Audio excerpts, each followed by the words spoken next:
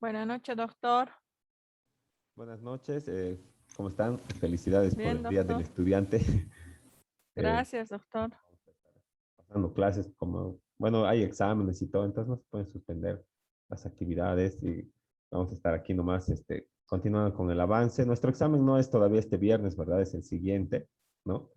Entonces podemos avanzar este tema más y luego, bueno, Doctor, vamos así.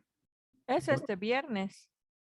Este viernes, Sí, pues igual podemos terminar este tema. ¿Ya? A ver, vamos a, lo vamos a confirmar. sí, viernes 24, dice.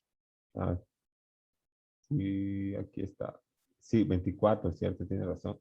Entonces, sería la siguiente clase, ¿no? Sí, ¿No? Entonces, ya nos falta, vamos a avanzar lo que nos falta. Pues, nos hemos quedado acá, un poquito lo que vamos a ver, y después hacemos una pequeña retroalimentación en lo que queda de la clase está bien.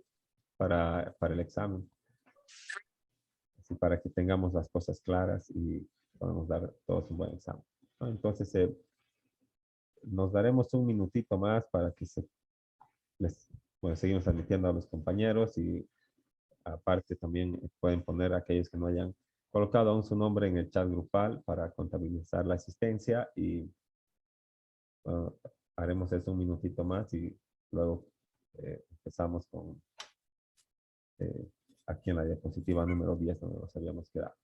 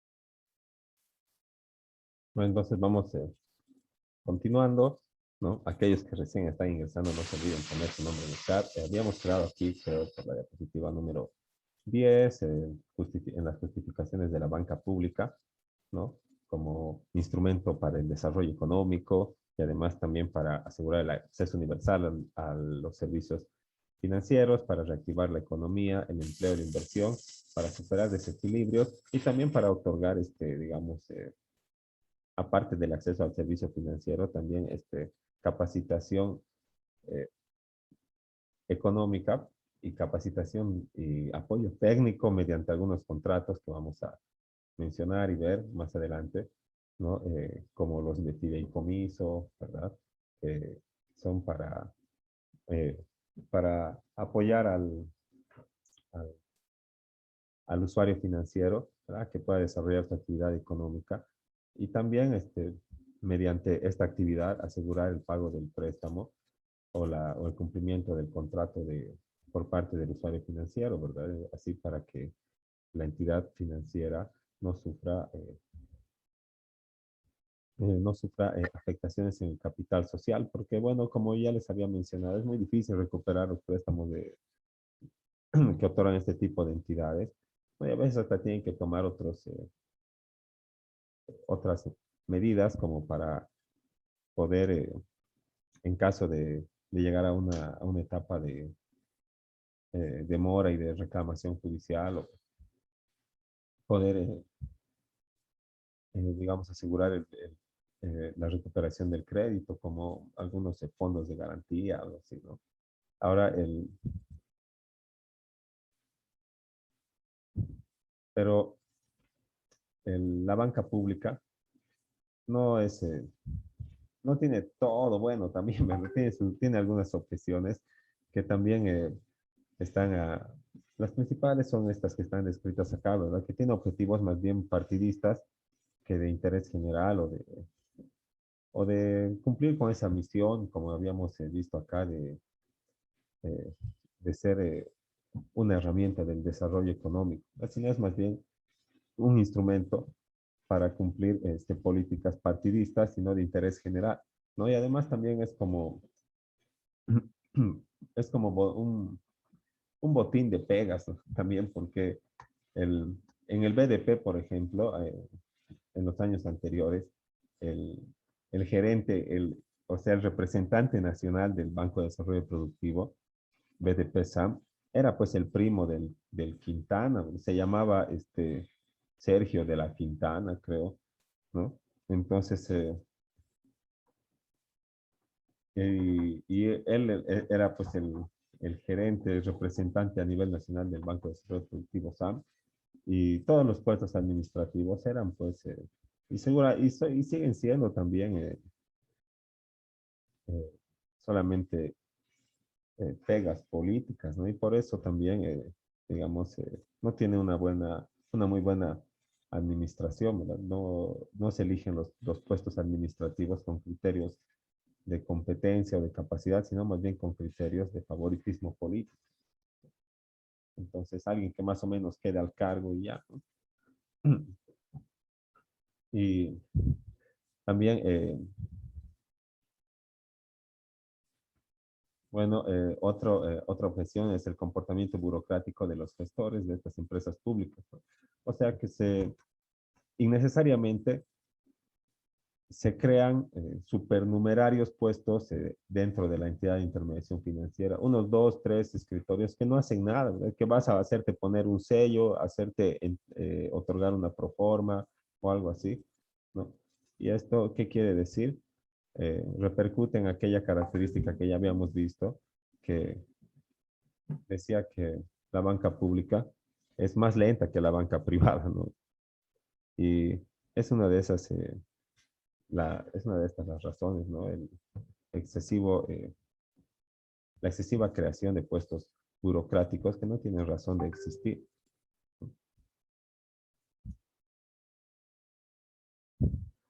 Y en cuanto al rol, ¿no? Cumplen siempre un rol con una función social. Esa misma función social está aquí establecida en la ley 393, ¿no? Y vamos a ver, ¿no? Aquí está la función social. Dice, no, los servicios financieros deben cumplir la función social de contribuir a los logros del objetivo integral para el vivir bien. Eliminar la pobreza y la exclusión social y económica de la población. Y el Estado Plurinacional de Bolivia y las entidades financieras comprendidas en esta ley deben velar por que los servicios financieros cumplan mínimamente con los siguientes objetivos, ¿no? Promover el desarrollo integral para el vivir bien, facilitar el acceso universal a todos sus servicios, proporcionar servicios con atención de calidad y calidez, ¿no? Asegurar la continuidad de los servicios ofrecidos, optimizar tiempos y costos en la entrega de servicios financieros e informar a los consumidores acerca de la manera de utilizar con eficiencia los servicios financieros, ¿no? Bueno, eso se cumple mediante algunos programas, propagandas, boletines informativos, ¿verdad? E instructivos, ¿no? Ahora, cuando hablamos de promover el vivir bien, ¿qué es el vivir bien?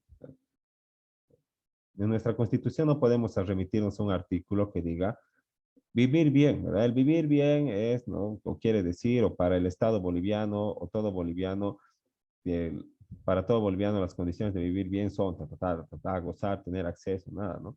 Pero si bien no lo dice así, de repente, ¿no? Podemos remitirnos acá al prólogo, ¿no? Y, digamos, poder eh, deducir lo que es el vivir bien para nuestra constitución política del Estado y lo que tienen que asegurar Y lo que el Estado tiene que asegurar o garantizar mediante todas las instituciones, el juzgado, mediante el Ministerio de Obras Públicas, mediante todas las instituciones públicas tienen que eh, coadyuvar a este valor supremo de nuestra Constitución, ¿verdad? En el que existen principios de soberanía, dignidad, complementariedad, solidaridad, armonía, equidad en la distribución, redistribución del producto social, que predomine la búsqueda de qué, del vivir bien, con respeto de la pluralidad económica, social, jurídica, política, cultural de los habitantes de esta tierra, en convivencia colectiva, con acceso al agua, trabajo, educación, salud y vivienda para todos. Qué bonito sería, ¿no? Aunque sea solo esta última parte, ¿no? Con acceso al agua, trabajo, educación, salud y vivienda para todos. Y lo demás ya que lo borren, pues, ¿no? Pero, eh, bueno, eso es pues vivir bien, ¿verdad? Tener todo esto, tener acceso y gozar de todas estas condiciones que establece este párrafo del preámbulo de la Constitución. No podemos establecer que es el vivir bien, que, que tienen que, al que tienen que aspirar, ¿no? Y al que se hace referencia acá en el artículo 4 cuando hablamos de la función social de los servicios financieros, ¿no? Ahora, facilitar el acceso universal a todos sus servicios, bueno, esto lo hace mediante la banca pública, ¿verdad? Dirigida a sectores excluidos de la banca privada, proporcionar servicios financieros con atención de calidad y calidez. Y cuando hablamos de calidad y calidez, estamos hablando de dos cosas totalmente distintas, ¿verdad? Cuando estamos hablando de calidad, estamos hablando de profesionalismo, ¿no? Pero también estamos hablando no solo del profesionalismo personal, ¿verdad? Porque ¿qué va a ser un profesional capacitado y todo lo demás, sino tener los recursos eh, físicos, técnicos para poder realizar sus funciones, ¿no? Entonces, la calidad no solamente pasa por la preparación personal o el profesionalismo, sino también por tener los recursos mínimos. O sea, digamos, tienes que tener, no sé, internet o intranet, ¿no? En el caso de los bancos, tienen sus programas para recuperaciones, para el control de las operaciones, tienen que tener personal, tienen que tener seguridad, tienen que tener todo, ¿verdad? El sellito para endosar los cheques, o para, ¿qué se llama? Sí, para endosar, ¿no? Después bueno, asientitos, fichas, teles, ¿no? Eso es atención de calidad. No puedo prestar atención de calidad en un piso de tierra, ¿verdad? Y que sea una reja como de la cárcel, la caja fuerte, donde se vea la plata de todos mis ahorristas. Y que esté ahí en un cuarto cualquiera, alquilado en una casa cualquiera, ¿no? Cero calidad, pues. Entonces, lamentablemente, no se puede, aunque uno sea el más capaz, ¿verdad? Entonces, la calidad pasa por eso. Y la calidad ya son valores personales de las personas que van a relacionarse directamente con el usuario financiero. Luego, asegurar la continuidad de los servicios ofrecidos, ¿no? Eso se hace con el apalancamiento.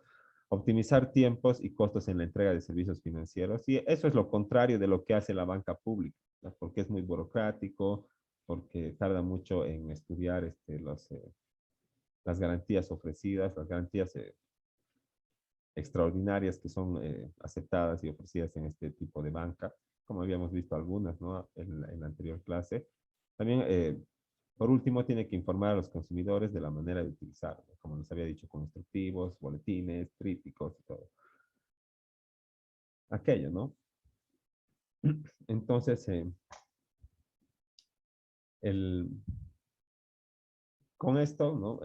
Cumpliendo estas funciones y estas atribuciones y logrando los objetivos que señala la ley, ¿no?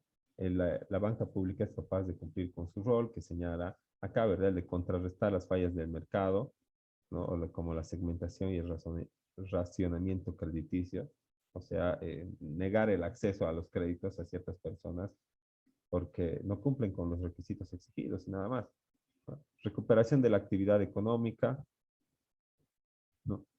Eh, como instrumento de desarrollo, pero como hemos visto más es como instrumento político, ¿no? A fin de atender a sectores de la economía que por cuestiones de maduración o rentabilidad no son cubiertos por el sistema financiero convencional. Pero algunos no es que falta maduración o rentabilidad, ¿verdad? Sino solamente es el sector informal, ¿no? Porque el sector informal tiene recursos, pero no tiene cómo demostrar de manera formal toda su capacidad de pago. Como por ejemplo aquellos que se inscriben en el régimen simplificado y no otorgan factura. Ahí tienen su cuaderno de venta, tienen su caseta, tienen plata, necesitan tal vez acceso a recursos, quieren prestarse para desarrollar aún más actividad económica, pero como están camuflados ahí en el régimen simplificado, no tienen cómo demostrar. Entonces tal vez eh, les convendría mejor la banca pública. Ahora, también como para el cumplimiento de las políticas financieras del gobierno de turno. Y también como instrumento de desarrollo, ¿no?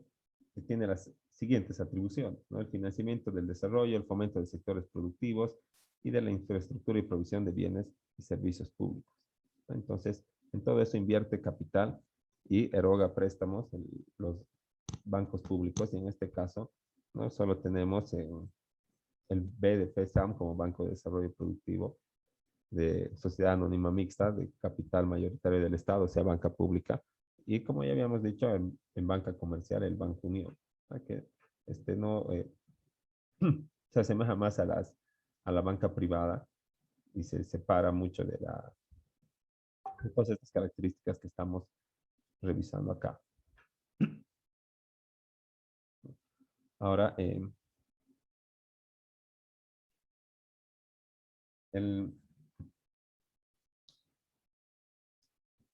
el banco público, ¿verdad? Como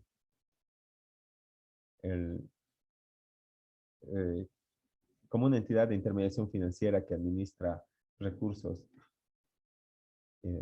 del Estado, ¿verdad? Los invierte y todo lo demás, ¿no?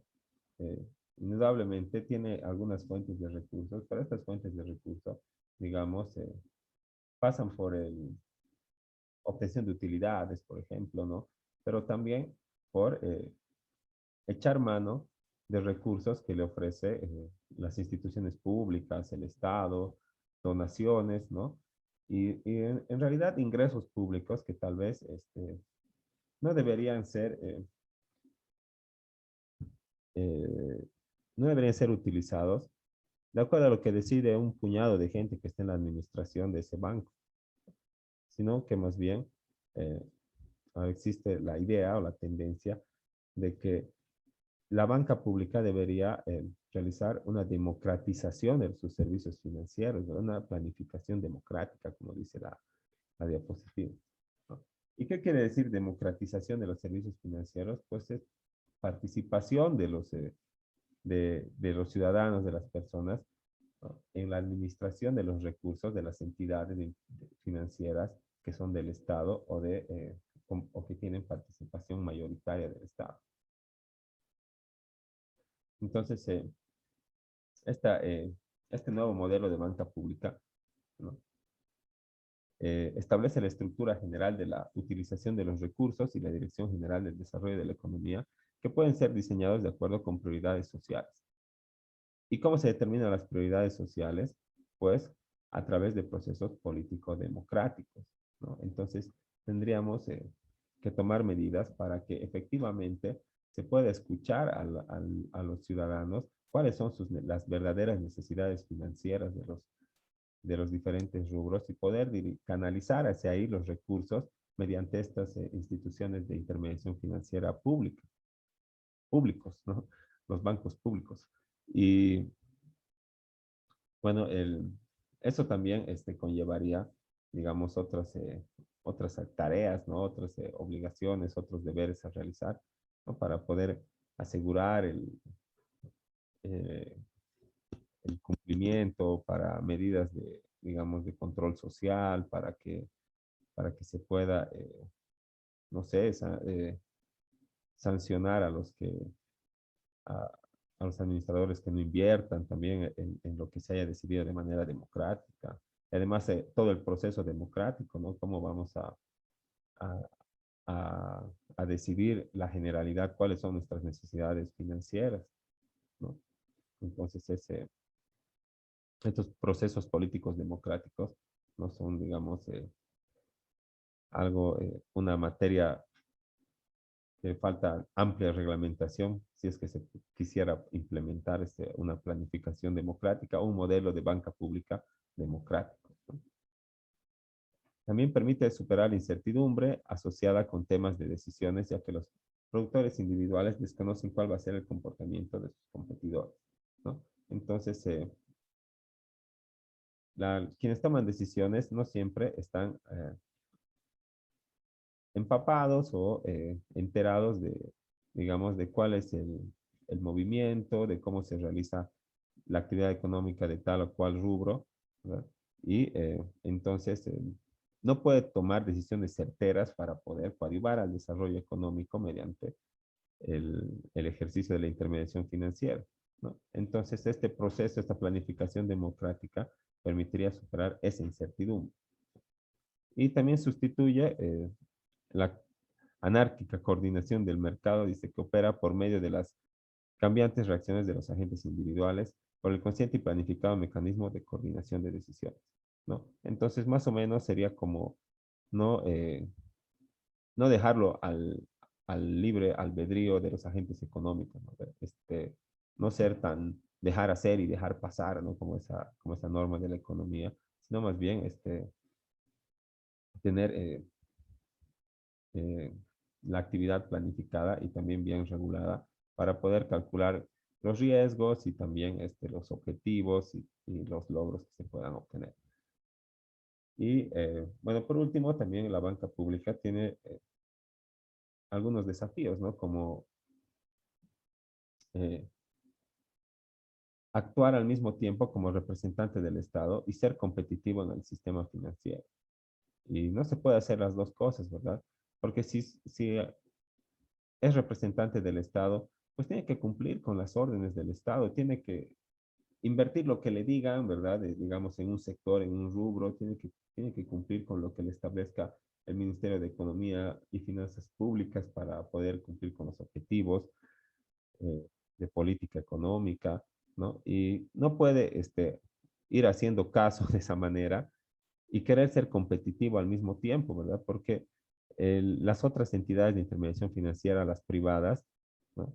No están, no están atentas a cumplir órdenes porque no están representando al Estado, se están representando a su propio interés. ¿Y qué hacen? ¿Y cuál es su propio interés? Obtener utilidad pues, de la intermediación financiera, ¿no? Y bueno, crean nuevos tipos de crédito, se informatizan, actualizan, ¿verdad? Capacitan a su personal y, bueno, un montón de, de actividades que la banca pública no realiza. También tienen como un desafío a ser más eficiente su accionar y eso pasa por elegir de manera, en términos de competencia, competitividad, al personal administrativo y bueno, y a todos aquellos que tengan que ver con la valoración de garantías, la otorgación de préstamos y con la atención al usuario financiero. También se tiene que reducir las vulnerabilidades de carácter institucional, ¿no? Y bueno, eso pasa por dejar de ser un botín político y poder tener autonomía en la administración. Obviamente, cuando estos puestos de la administración sean ocupados por gente capaz que pueda tomar decisiones certeras que no afecten el capital social y que no pongan en riesgo también eh, a la continuidad misma de la entidad, ¿no? Porque como en algunas empresas públicas, algunos entran a la administración y la primera decisión es subirse los sueldos de los administrativos. Y luego se va mellando el capital social con algunas malas decisiones y se liquida y quiebra, pues, ¿no? Y bueno, ese es la, bueno, la lección, ¿no? De la banca pública y también tiene algunas, digamos, diferencias sustanciales, ¿no? Con la banca privada, que ya habíamos visto sus características y todo, ¿no? Y, por ejemplo, ¿no? El capital, ¿no? el 150 millones tienen que aportar los bancos públicos, ¿no? El artículo 151 o 51, 151 creo que es. No establece aquello, ¿no? ¿Dónde estás? El capital, está más abajito, establece los montos mínimos, ¿no? El, y le pone 150 millones al banco a la banca pública para que pueda ejercer la actividad de intervención financiera y solamente una fracción del monto. Aquí está. No. Banca múltiple. Ah, no, aquí está. 30 millones, ¿verdad? Y el capital en el 165, ¿no? Establece también otro monto,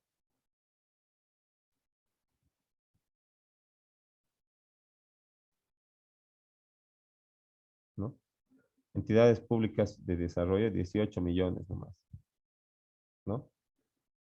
Pero tal vez voy a ser un banco público como el Banco Unión, ¿verdad? Que estoy dentro del sector comercial, pues tengo que equipararme nomás a los bancos que están en ese rubro, ¿no? 30 millones de UFBs, ¿no? Y para los bancos públicos de desarrollo será una fracción de aquel monto, ¿no? Esa es una diferencia no sustancial.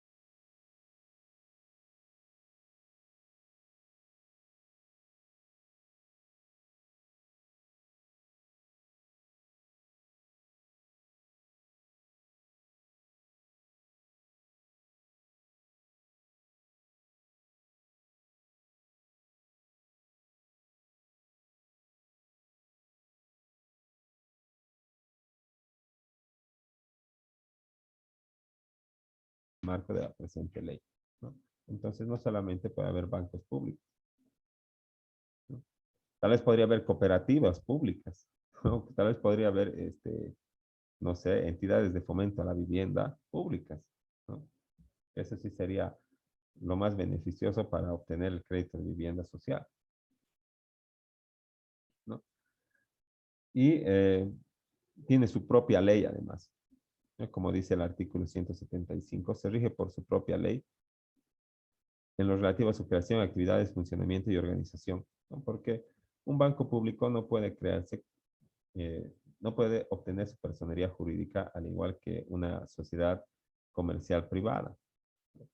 Entonces tiene que, aparte de cumplir con lo conducente en el Código de Comercio para la constitución de las sociedades y lo que establece en lo especial la Ley 393, también tiene que tener su propia ley que norme su creación, actividades, funcionamiento.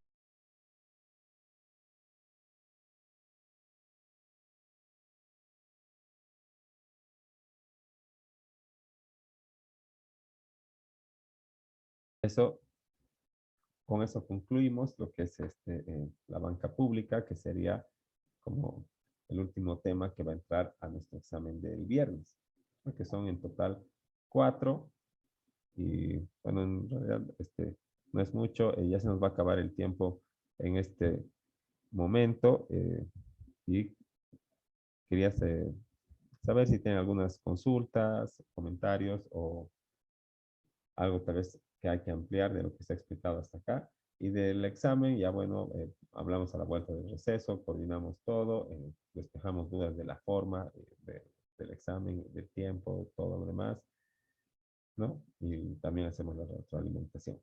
Así que les escucho.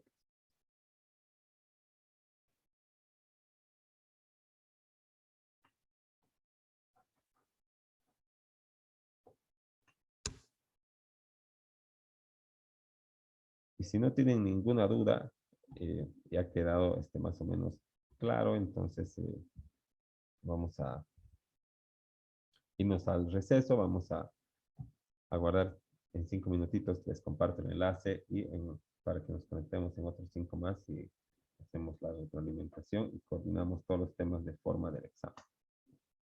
Hasta luego.